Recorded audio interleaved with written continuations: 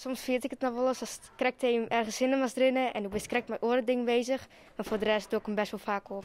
Het wordt hield niet meer een gewoonte. Het dragen van een molkapje op het Singeland in Surhuusteveen. Zo'n 2 weken is het op middelbare scholen verplicht om boeten de lessen om een molkapje op te dwaan. Kijk, het zijn pubers, dus ze staan er natuurlijk niet om te springen. Trouwens, ik ook niet. Ik vind zo'n mondkapje ook niet fijn. Dat leg ik ook uit in de klas. Hoe het gaat is, wij staan elke dag bij de schoolleiding. Iemand van de schoolleiding of een paar van de schoolleiding staan bij de deur. En de leerlingen te wijzen op mondkapje, mondkapje. Nou, om een idee te geven, de eerste maandag hadden we, ik denk wel 250 mondkapjes die we moesten uitdelen.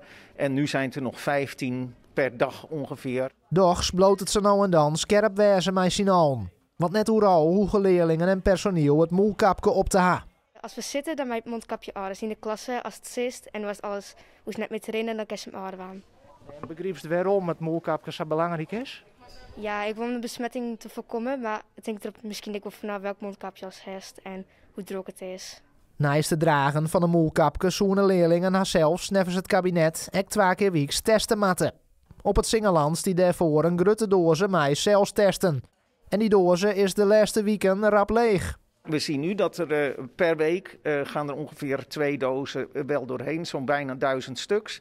En nu hebben we dus gezegd van, joh, bevoorraad ons meer. Met ingang van volgende week krijgen we weer een nieuwe lading. En dat is hard nodig, want de bodem, zal ik maar zeggen, is in zicht. Dat het coronavirus nog bothuis houdt op squallen en ook in Surhuusteveen is wel duidelijk. Vorige week maandag hadden we totaal 74 leerlingen thuis zitten. Toen was het best veel. Dat was deels in quarantaine en deels omdat ze besmet zijn. En het loopt nu constant door. Er zijn inderdaad constant besmettingen. Vandaag ook weer een stuk of 3, 4. En we hadden ook een aantal collega's die in quarantaine zaten. Gelukkig is dat vandaag weer over. Maar dat kan morgen weer anders zijn. Dus het blijft een wonderlijke tijd.